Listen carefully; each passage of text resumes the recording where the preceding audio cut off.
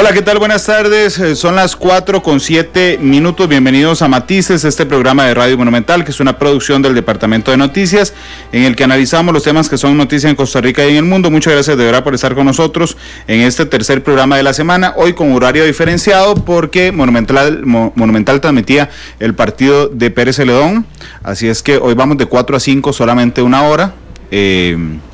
Muchas gracias de verdad por estar con nosotros. Les recuerdo las plataformas: estamos en vivo en radio 93.5 FM, estamos en vivo en internet monumental.co.cr, estamos también en Facebook Live en la cuenta de Noticia Monumental, estamos en Twitter en @monumentalcr, estamos esta noche a las 8 en Canal 2 y a las 10 de la noche hoy en Monumental, una vez que se acabe el partido entre San Carlos y Herediano. Cherita, con toda la confianza, no se preocupe. Ahí está Cherita, ese es de Joseph, lo dejó ahí. Dejó Joseph, nuestro compañero, el teléfono aquí. Hay que salir corriendo porque se lleve ese teléfono. Después lo llama Jafet y no tiene el teléfono. Oiga, ahí está diciendo al aire Joseph que dejó el teléfono. Después lo llama Jafet o algo. Joseph Fernando, nuestro compañero de Deportes Monumental y Deportes Repretel. Son las 4:08. Bienvenidos a Matices. Hoy es una fecha especial. Hoy, 7 de noviembre, se celebra el Día de la Democracia Costarricense, que tiene su origen formal en 1942, pero tiene su origen en tradición en 1889, cuando hubo una elección nacional entre Ascensión Esquivel, que era el candidato del Partido Liberal Progresista, que era el partido de gobierno, versus José Joaquín Rodríguez, que era del Partido Constitucional Democrático. El presidente en ese momento Bernardo Soto, decide separarse del poder para que asuma el primer designado, que es Ascensión Esquivel, pese a que José Joaquín Rodríguez había ganado la elección popular. Entonces, 7,000 costarricenses se tiran a la calle con palos y machetes a exigir el respeto a su decisión. Por supuesto que después de 1889 hubo golpes de Estado, hubo fraudes electorales, pero esa es la génesis de la solicitud de respeto por parte del pueblo de Costa Rica a sus gobernantes, y es por eso que hoy, 7 de noviembre del 2018, seguimos celebrando el Día de la Democracia Costarricense. Yo invité hoy a una persona que siempre se lo digo cuando viene acá, pero yo lo admiro muchísimo, es una persona brillante, Gustavo Román, que es el asesor político del Tribunal Supremo de Elecciones, a quien me encanta leerlo además, porque hoy quisiera hacer una reflexión muy macro en la hora que tenemos sobre la democracia. Gustavo, bienvenido, ¿qué tal? Muy buenas tardes, Randall. Siempre es un honor estar en los micrófonos de Matices y de Monumental y estar en tu compañía. Gracias por la invitación. Muchas gracias, Gustavo, por estar con nosotros. ¿Está en crisis la democracia como sistema? Sí. Probablemente no sea el mensaje más halagador o el mensaje más ilusionante, de entusiasmo positivo para un día como hoy, pero yo creo que es lo responsable asumir los hechos, asumir la realidad, asumir lo que está pasando en el mundo, sobre todo en las democracias representativas, y entender que sí, que ese sistema político que muchos defendemos, que merece la pena ser defendido porque en él se juega nuestra libertad y nuestro bienestar y las posibilidades mayores de realización de justicia en las sociedades, está enfrentando serios desafíos. Claro, pero aquí esto me lleva a una segunda pregunta, y permíteme que te quite el don, Gustavo. Pero por favor. Déjame hacer una segunda pregunta. ¿Está en crisis la democracia o está en peligro la democracia? Porque es que es diferente. Es diferente que el modelo, digamos, entre en crisis a que tenga enormes peligros cernidos sobre él. Las democracias representativas nacen en un mundo con unas condiciones distintas a las que tenemos hoy. Nacen en un mundo en el que lo espacial, lo territorial es muy importante, y sobre esa base se construye la representación. Nosotros, por ejemplo, tenemos representación de diputados por provincia. Esas provincias responden a una lógica, en nuestro caso, repito, es solo un ejemplo, pero esto se repite en casi todos los países, tienen una lógica del siglo XIX. Es decir, ¿qué relación tiene alguien de la península de Nicoya con alguien del Pacífico Sur, de Osa? Y sin embargo hay una unidad política porque el medio de transporte en ese momento, cuando se diseñó esa provincia, claro, era el cabotaje. Y eso es un pequeño ejemplo de muchos que se pueden dar de cómo la espacialidad sobre la que se asentaban las democracias se ha roto. Y los otros elementos son, por supuesto, relacionados con identidades partidarias, tradiciones ideológicas, incluso magisterio de la prensa, de los grandes medios de comunicación en la conducción del debate público, del debate sobre qué es lo que está pasando en la sociedad. No es lo mismo la persona que todavía en los años 80 o 90 se enfrentaba a un periódico general que le hablaba sobre todas las noticias, deportes, espectáculos, política, sucesos, y se las ordenaba de todo lo que había acontecido en el día anterior, le ordenaba los 50 acontecimientos importantes y se los relataba. Y todos más o menos leíamos el mismo periódico, escuchábamos la misma radio y veíamos el mismo telediario.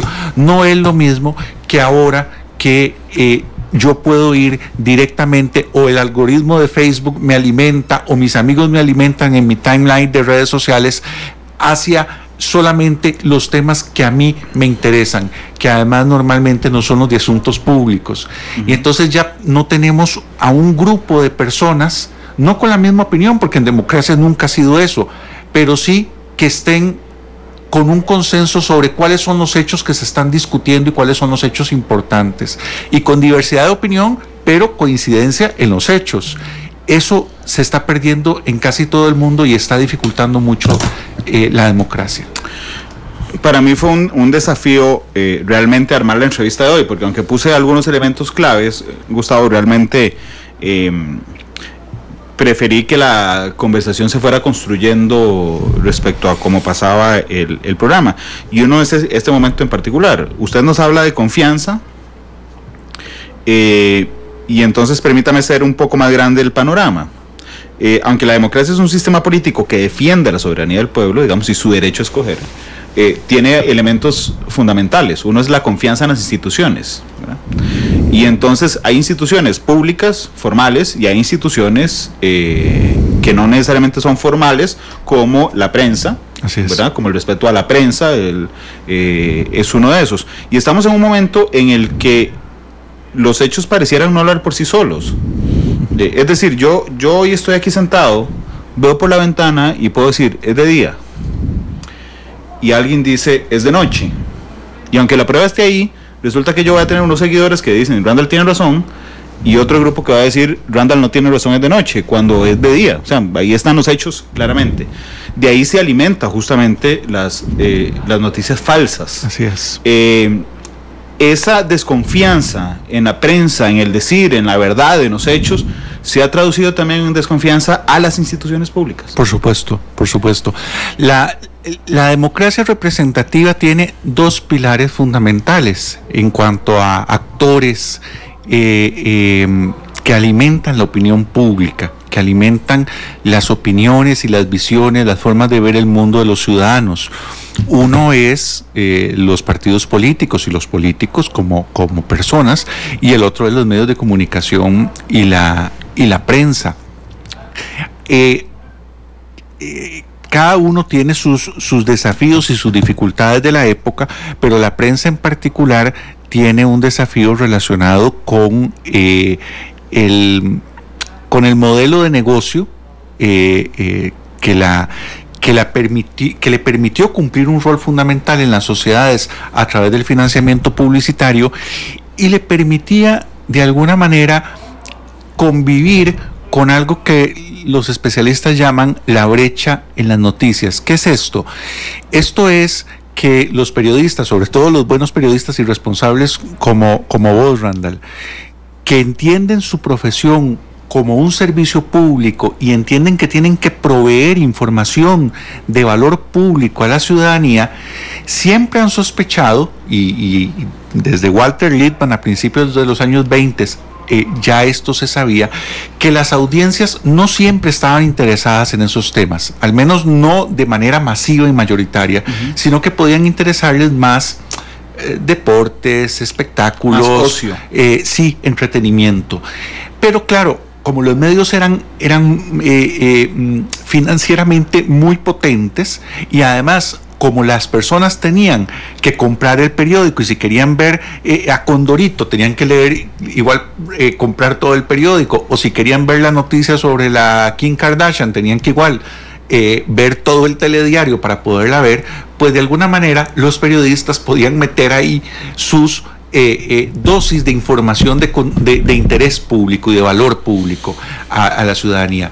Ese panorama cambia en el momento en el que aparece Internet, no solamente porque multiplica a la enésima potencia la cantidad de competidores, sino porque además drena el subsidio financiero vía publicidad de las empresas de medios, y además le da a los consumidores la posibilidad de desagregar contenidos e ir directamente a lo que les interesa y no tienen que tomarse la medicina de los contenidos que las salas de redacción consideran importantes. Entonces esa brecha que siempre ha existido de alguna manera explotó con el Internet, y eso no es un problema para la prensa, ese es un problema para todos, ese es un problema para la democracia, porque la democracia necesita debate público, y ese debate público necesita unos hechos y una agenda, y hoy nadie está fijando, al menos nadie sensato está fijando esos hechos y esa agenda. Sí, es muy preocupante. La democracia está basada no solo en el respeto y la confianza en las instituciones, sino, por ejemplo, en la libertad de prensa, ¿verdad? Así es. El exfiscal, nunca se me va a olvidar una conversación muy interesante que tuve con el exfiscal general Francisco Alanese, que me decía, ojo, en los estados dictatoriales lo primero en caer es la prensa, porque es lo que permite, digamos, el vehículo de denuncia, pero ciertamente estamos ante una crisis. Estaba analizando hechos anteriores, recientes, donde yo pudiera señalar que la democracia estaba en riesgo. Y Gustavo, uno de los elementos que me llamó la atención, por ejemplo, fue el Brexit en Gran Bretaña. La decisión de si Gran Bretaña se salía o no de la Unión Europea. Ganó el sí, se sale, por un poquito, ¿verdad? Pero a la hora de analizar los resultados, a mí fue la primera vez que yo me pregunté cosas respecto a la democracia, digamos, porque entonces teníamos un electorado que sí había ido a votar de mayor edad, ¿verdad?, a los que les restan 10, 5, 15 años de vida, que votaron por el sí, y había un grupo de jóvenes donde ellos querían mantenerse en la Unión Europea, que algunos fueron a votar y otros no fueron a votar. Entonces uno decía, vamos a ver, los adultos muy grandes, con menos expectativa de vida, tomaron la decisión versus los jóvenes que van a vivir el resto de su vida con la decisión que tomen esos mayores. Así es. Yo no dudo de la eficacia de la democracia para tomar una decisión. Ahí está la decisión, se salen de la Unión Europea. Pero fue la primera vez, te lo confieso, que me pregunté si era justa las decisiones democráticas.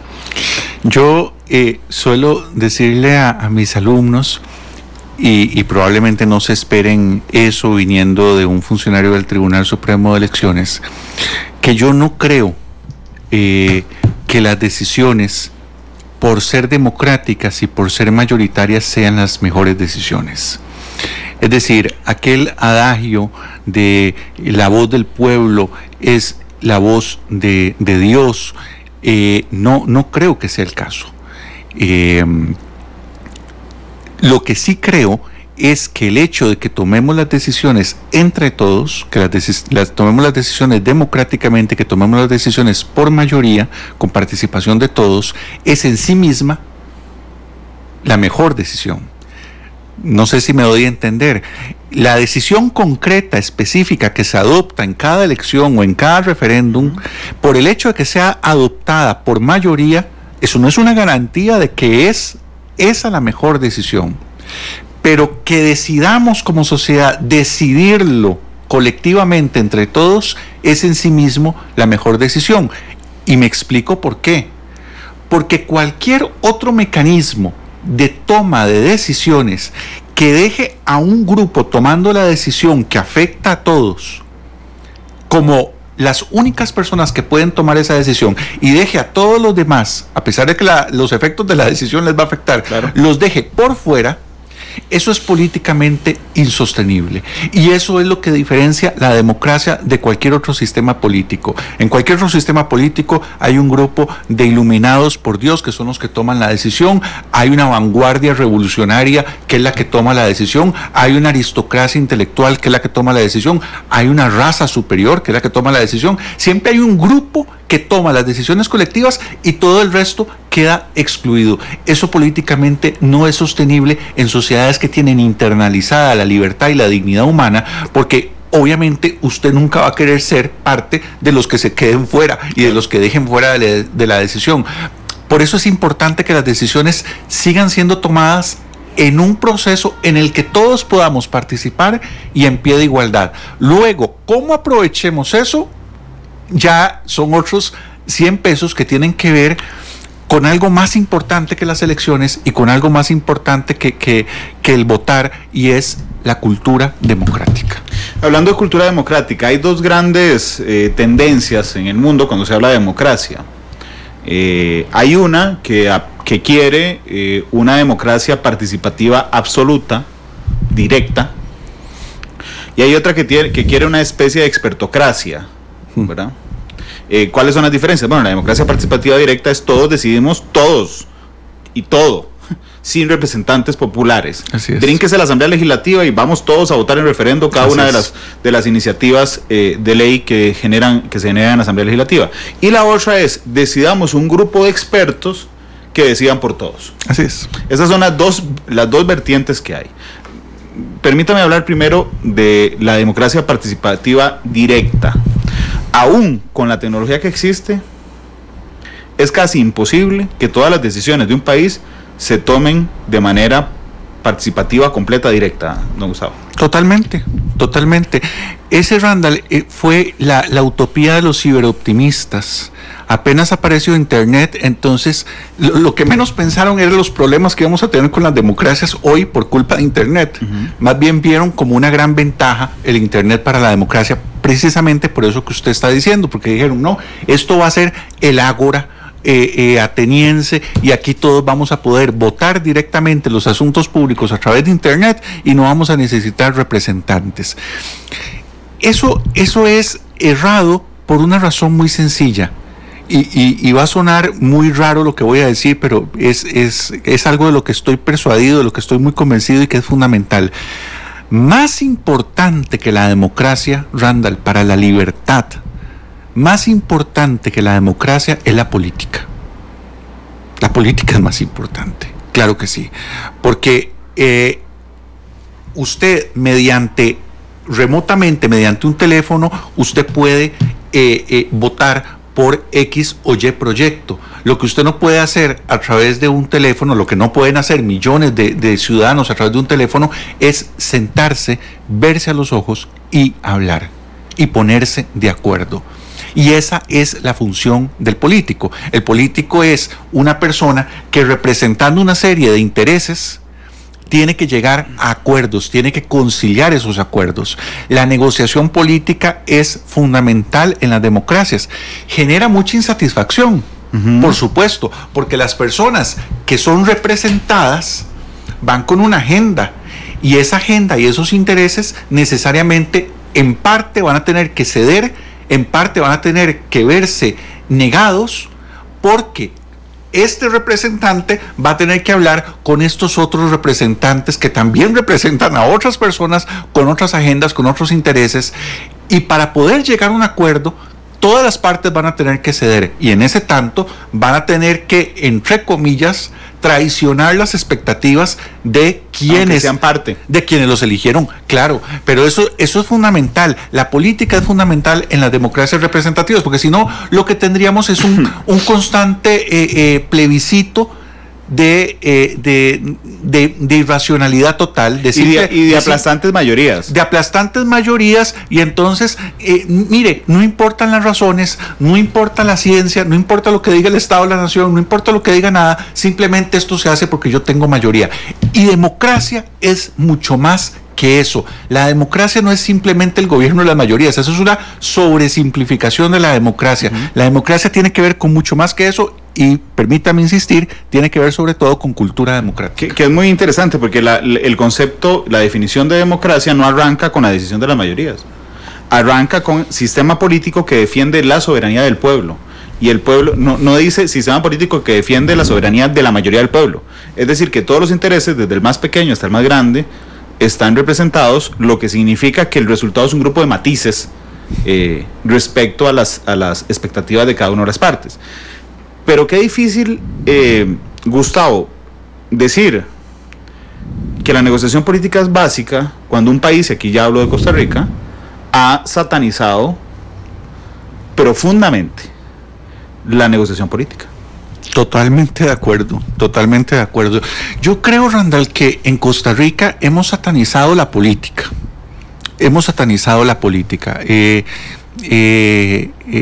Decía una amiga a la que admiro muchísimo, una persona brillante que se llama Raquel Chanto, que nosotros en los últimos años infantilizamos la política. La infantilizamos con la idea de que el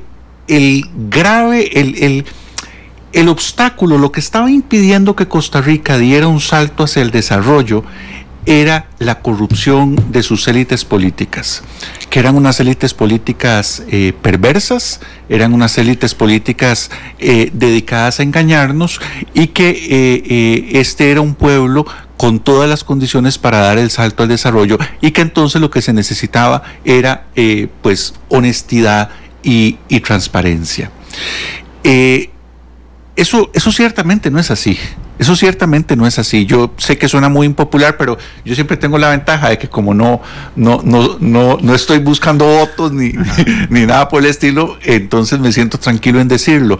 No, ese retrato, ese cuadro que nosotros heredamos desde lo más antiguo de la tradición hispánica del cantar del mío Cid, que decía: oh Dios, qué gran vasallo si tuviera un buen señor, porque es un pueblo maravilloso, lleno de virtudes, sin ningún defecto, pero oprimido por unos gobernantes corruptos y terribles.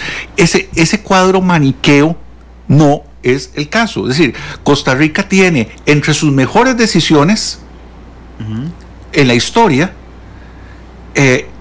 no han pasado necesariamente por voto mayoritario del pueblo. Fíjese usted, la abolición del ejército fue sometido a votación de las mayorías. Fue una decisión unilateral de una junta de gobierno que, para bien o para mal, había dado un golpe de Estado. La abolición de la pena de muerte tampoco fue una decisión unilateral del presidente Guardia. La loquera esta de reservar el 25% del territorio para parques nacionales. Esa no recuerdo quién, pero tampoco, fue un decreto. Fue don Daniel Oduber. Okay. Los acuerdos de paz de don Oscar, yo entiendo que un peso significativo de la opinión pública estaba en contra de que el presidente estuviera, comillas, perdiendo el tiempo en resolver problemas ajenos y no problemas propios. Es decir, se han adoptado muy buenas decisiones que yo tengo muy serias dudas de que se hubieran adoptado si se hubieran sometido al voto popular y al voto de las mayorías. Bueno, por eso hay decisiones que no se pueden tomar por mayorías. Exactamente. Desde el punto de vista directo, porque por ejemplo yo no voy a poner a Gustavo hoy a hablar del plan fiscal, menos que permítame, es el día de su cumpleaños, así que feliz cumpleaños, Gustavo. Muchas gracias. No lo voy a poner a hablar del plan fiscal, pero a mí el plan fiscal me ejemplifica un montón de cosas, y hay una de ellas: no se pueden hacer referendos de varios temas, como Gustavo muy bien lo sabe, por trabajar en el Tribunal Supremo de Elecciones. Derechos humanos es uno, ¿verdad? Impuestos es otro. Así es. Pero resulta que lo que vemos en la calle, en la dinámica y en la práctica, es un referendo de hecho. Así es. Aunque esté prohibido que sean la mayoría las que tomen esas decisiones. Estoy completamente de acuerdo. Y es una paradoja del sistema. Claro, es que los sistemas políticos democráticos son regímenes de opinión pública. A los políticos los mueven en la toma de sus decisiones en buena medida el deseo de ser votados y el temor de ser castigados con el voto para el rival. Y entonces, por supuesto que están muy atentos a lo que piensan las mayorías y a lo que se refleja en los estudios de opinión pública, y por supuesto que hay una expresión ciudadana sobre los distintos temas, no siempre con todos los elementos, no siempre con la mayor información, pero uno esperaría de la representación política, de los representantes populares, la suficiente madurez, el suficiente sentido de Estado, la suficiente visión de largo plazo como para no someter todas las decisiones a la gradería de sol, a un concurso de popularidad, porque si no caemos en algo que un francés, Alain Mink, llamaba la sondiocracia. Y eso es un problema. La democracia no es un reality show. No es llame al 005 y vote 1, llame al 002 y vote 3. No puede ser eso. Claro, lo que pasa es que, Gustavo, lamentablemente la actualidad, y particularmente, bueno, no iba a decir en América Latina, pero no, se ha extendido a Europa, nos demuestra que la clase gobernante no tiene esa prudencia. Y muchas veces gobierna efectivamente hacia la gradería de sol. Y cuando digo no digo gradería de sol porque ahí son las entradas más baratas, digo gradería de sol porque es donde cabe más gente, sí, donde se vuelve más popular. Y entonces uno vuelve a ver los candidatos antisistema franceses, por ejemplo, y tienen un enorme apoyo popular. Uno empieza a ver los candidatos antisistema italianos y tienen una enorme popularidad. Y uno vuelve la cabeza hacia América y vuelve a ver Estados Unidos y los candidatos antisistema, justamente los que cuestionan la base del sistema democrático, la libertad de prensa, el respeto al voto popular, por ejemplo, son quienes hoy dirigen el país. Y volvemos a ver al Cono Sur, y entonces vemos en Brasil, y el candidato antisistema gana las elecciones. Y así, y en México volvemos a ver a México, y resulta que el candidato antisistema gana las elecciones. Y entonces uno dice, hombre, ser antisistema es súper exitoso. Todos los antisistemas están siendo exitosos. Pasa con la información. Uh-huh. Es decir, el Washington Post, el New York Times, los medios más importantes de los Estados Unidos advierten no votar por un candidato y ese es el candidato que resulta más votado. Una marca de prestigio, una marca que da credibilidad como es Monumental, puede llegarle la noticia a una persona, uh-huh, o puede llegarle la noticia a través de algún otro medio de prestigio del país, y la persona dice, esto, quién sabe, está manipulada, prensa vendida, nos están engañando. Pero si le llega un audio anónimo vía WhatsApp, con la versión más rocambolesca de los hechos, eso se compra. Y en estos días varias personas han estado repitiendo una frase que atribuyen a don Rodolfo Cerdas, que a mí me parece genial y lamentablemente descriptiva de nuestro tiempo. Cuando la gente ya no cree en nada, está dispuesta a creer en cualquier cosa. Uh-huh. Y creo que es un componente fundamental de la crisis por la que estamos atravesando, la crisis de la democracia, porque las democracias tienen que tener apertura y tolerancia máxima hacia las verdades últimas de cada quien, sobre el sentido de la vida, sobre la vida después de la muerte, sobre Dios, sobre, qué sé yo, esas verdades últimas. Tiene que haber una pluralidad y un respeto hacia todas esas verdades últimas, y nunca en una democracia se puede establecer una verdad última, porque ya no sería democracia, claro, sería tiránico. Pero a la vez, la democracia tiene que tener un enorme respeto por la verdad empírica, por los hechos. En democracia no se debería estar discutiendo, no se debería poder discutir si hay cambio climático o no hay cambio climático. Es un hecho. Por poner un ejemplo. Sí. No, ese tipo de hechos, de verdades empíricas, tiene que haber discusión en torno a ella, en torno a las opiniones respecto de cómo enfrentar, pero tiene que haber un consenso respecto a ese hecho.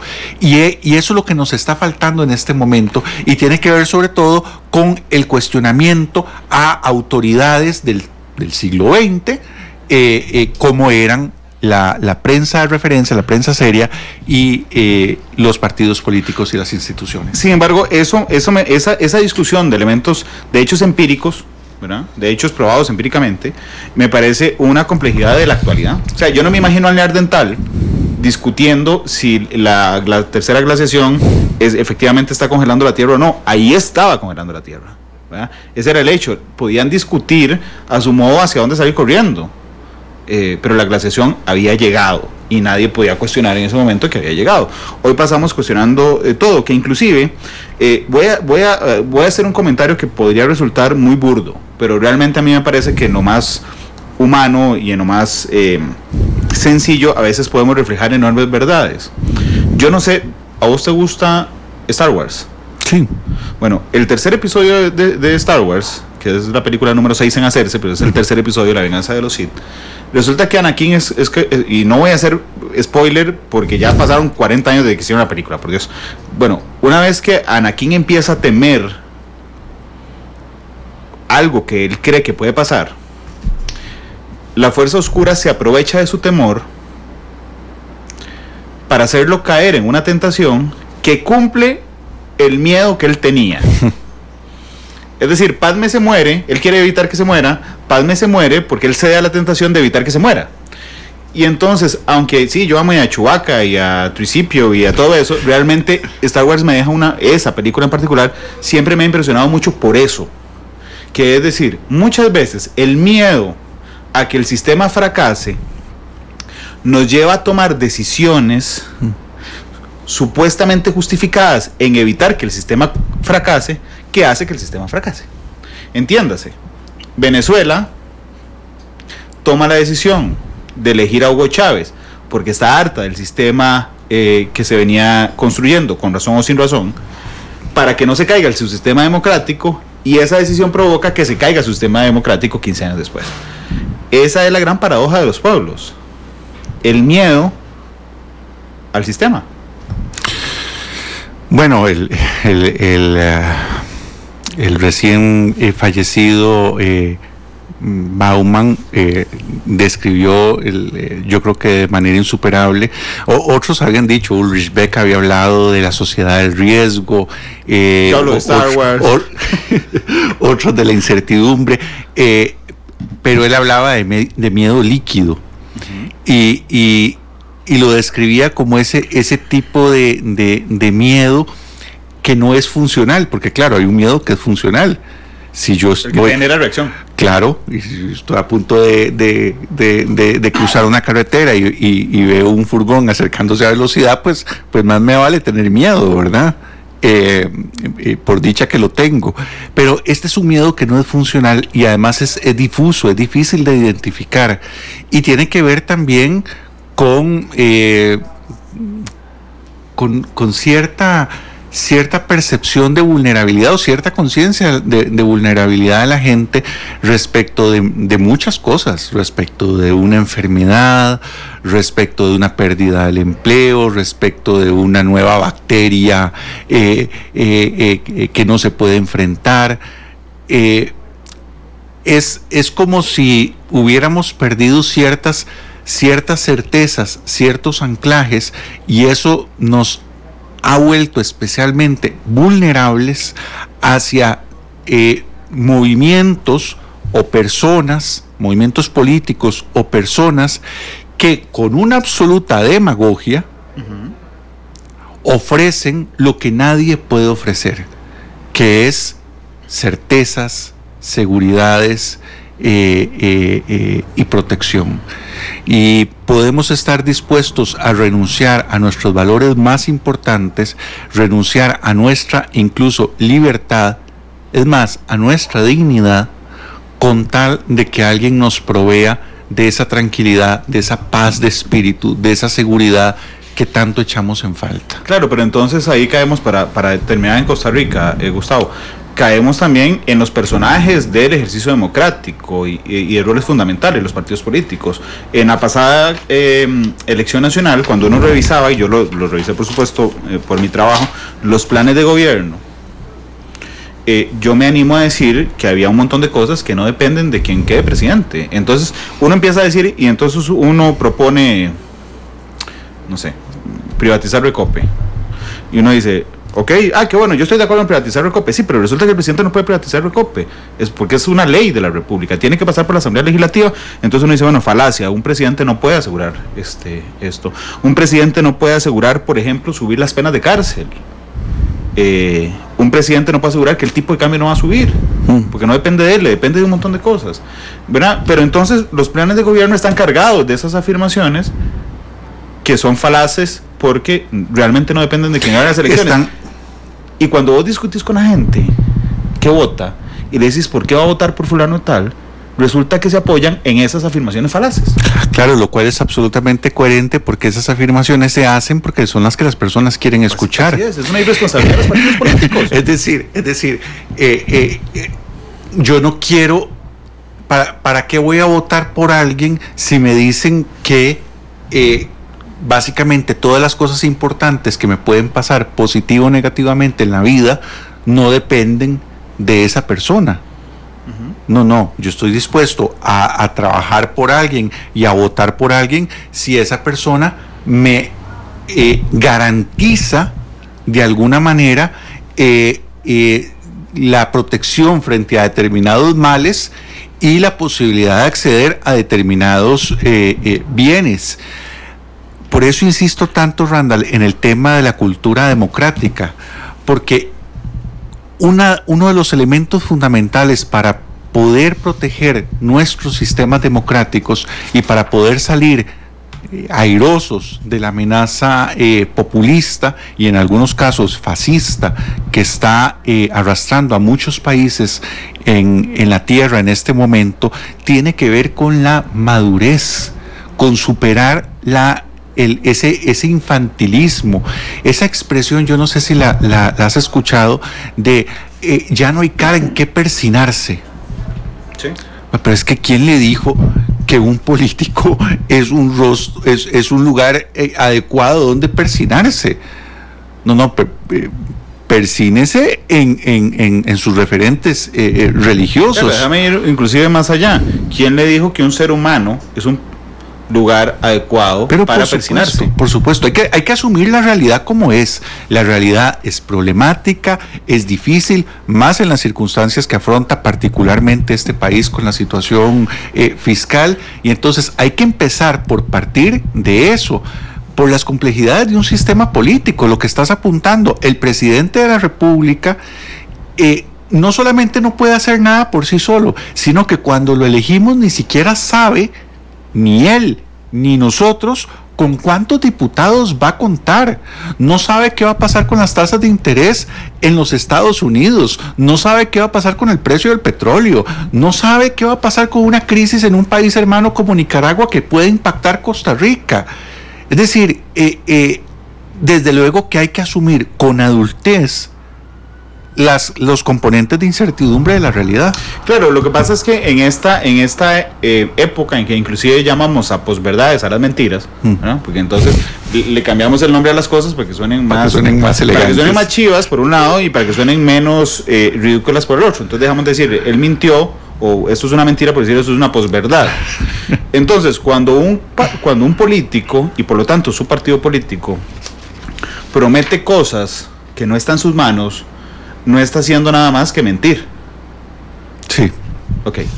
Eso me lleva a preguntarme si efectivamente los partidos políticos son, en buena parte, no en todas jamás, responsables de la crisis democrática que se vive en el mundo y que se vive en Costa Rica. tienen una responsabilidad indudable, por supuesto, lo cual es tanto como decir que nosotros como sociedad tenemos una responsabilidad indudable. ¿Por qué lo digo? Porque no hay que olvidar que los partidos políticos no son instituciones públicas.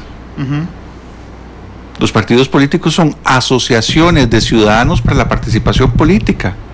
Son organizaciones de la sociedad civil, son grupos de señores y señoras, vecinos, que se ponen de acuerdo para organizarse y montar una organización que ofrezca nombres de personas y soluciones a los problemas comunes. En este momento se están inscribiendo en el tribunal otras agrupaciones. Y entonces hay que cuestionarse en qué medida ese discurso que están ofreciendo los partidos políticos es el discurso no solamente que está demandando la sociedad, sino que es el discurso además que la sociedad está produciendo. Claro, pero cuando vemos, ahora que busqué la historia del Día de la Democracia, Gustavo, a mí siempre me ha hecho gracia, yo sé que soy un bicho raro y eso lo entiendo y lo acepto, no tengo problema con eso. Y veo el nombre de los partidos políticos, a mí siempre me hacen gracia. Y me hacen gracia porque responden a su lógica, ¿verdad? Entonces, el Partido Liberal Progresista, que era el que dirigía el país en 1889, bueno, resulta que era un partido liberal, efectivamente, progresista. Y el de José Joaquín Rodríguez, que era el Constitucional Democrático, resulta que era las dos cosas. Y su nombre generaba, digamos, una vinculación ideológica, inclusive emocional y racional también, emocional y racional, con sus electores. Pero cuando uno hoy ve partidos políticos que se convirtieron, yo creo que a esta altura nadie lo puede negar, Gustavo, en maquinarias electorales, casi que alquiladas a candidatos presidenciales, entonces uno dice, bueno, ¿asumen su rol o no asumen su rol? En el caso de Costa Rica hay dos ejemplos muy claros, de los que vos evitarás hablar directamente, pero yo puedo hacerlo. Hay dos muy claros. El PIN es uno, le alquiló el partido en términos generales a un candidato que lo llevara a tener diputados y listo, candidato, chao.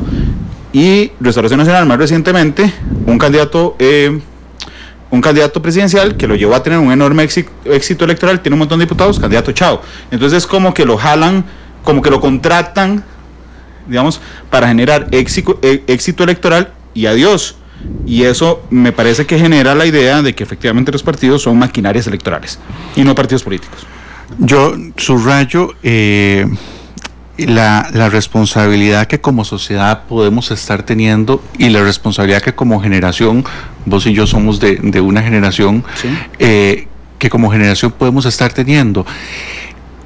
Pensá, por ejemplo, y piensen los amigos radioescuchas en esa década de los 40 que nosotros tenemos tan idealizada, ¿verdad? Yo no creo sinceramente, Randall, que en los años 40 nosotros tuviéramos una generación tan formada, tan bien formada, tan capacitada, con tantos costarricenses como hoy los tenemos en las mejores universidades del mundo, con costarricenses en la NASA, con costarricenses en los institutos de investigación, con costarricenses exitosos en casi todos los campos. Yo no creo sinceramente que en los años 40 tuviéramos eso.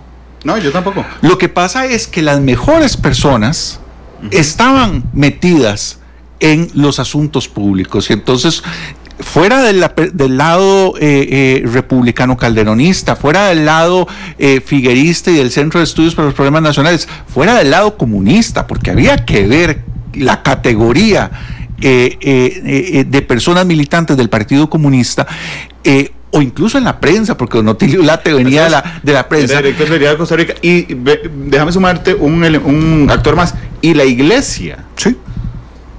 La iglesia en los 40 tuvo un papel fundamental, porque tenía gente, buenas personas y formadas adecuadamente, participando en asuntos públicos. Pues eso que llaman la esfera pública estaba saturada de las mejores personas, de las personas más capaces, de las personas más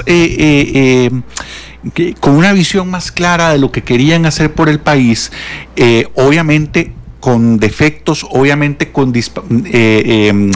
diferencias entre ellos, y si las tenían, que hasta fuimos a una guerra, pero eran, digamos, las mejores personas que estaban ahí. Cabe cuestionarnos varias cosas. Cabe cuestionarnos si hoy en la esfera pública están los mejores, o si más bien los mejores están replegados en sus espacios privados, en sus intereses particulares. Para no mancharse con la política. Ok, pero entonces otra pregunta que habría que hacerse es: ¿qué incentivos les estamos ofreciendo para que se metan, o qué desincentivos les estamos ofreciendo para que no se metan? ¿Qué es lo que hace que personas que todos conocemos, que son brillantes y que uno dice, puña, qué lástima que esta persona no está metida en política, o aquella otra sería maravillosa en la Asamblea Legislativa, ¿qué hace que esas personas están contribuyendo al país, están haciendo cosas muy buenas en diferentes sectores, pero ¿por qué no están dando el paso ahí? O te arrugan la cara cuando les preguntas eso. Sí. Que además tengo que ir a una pausa comercial, no hice ninguna pausa comercial, tengo que ir a la pausa y después seguir apelando el ojo. Bueno, volvemos al programa un minuto, pero quería decirte algo de los 40 que me llamó la atención. A mí siempre me parece que conforme va pasando el tiempo vamos idealizando las cosas. Duda. Yo no creo que la década de los 40 haya sido de la manera tan maravillosa como la pensamos 60 y pico de años después, 70 años después. Son las 4:52, vamos a la pausa comercial y regresamos. Porque la realidad tiene muchos tonos, matices. La actualidad, sus tonos, sus contrastes. Esto es Matices. Son las 4 de la tarde con 56 minutos, tenemos que irnos ya. Yo le agradezco a Gustavo Román, asesor político del Tribunal Supremo de Elecciones, la riquísima plática de esta tarde. Gustavo, muchas gracias. No, encantado, gracias a vos. Y yo se lo dije en pausa comercial, yo no hablé con Gustavo antes del programa, ni siquiera lo invité yo.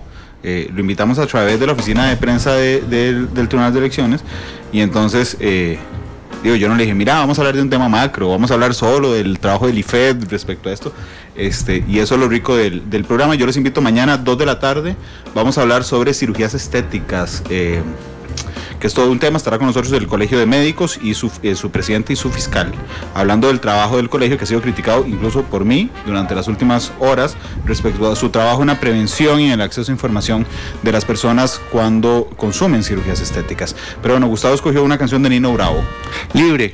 Libre, que es una canción que me encanta, es una canción que evoca el valor y el precio también de la democracia, y quiero dedicársela con mucho cariño a los venezolanos que están en este momento buscando refugio en otros países por hambre, a los centroamericanos que están en caravana dirigiéndose hacia los Estados Unidos, a los hermanos nicaragüenses que han tenido que venir al país por dificultades en su país de origen, y muy especialmente quiero dedicársela a mi papá, a Carlos Román González, porque yo empecé a apreciar la política y empecé a apreciar la democracia por él, porque está pasando por una enfermedad muy dura de la que se está defendiendo con las uñas, y porque lo quiero mucho.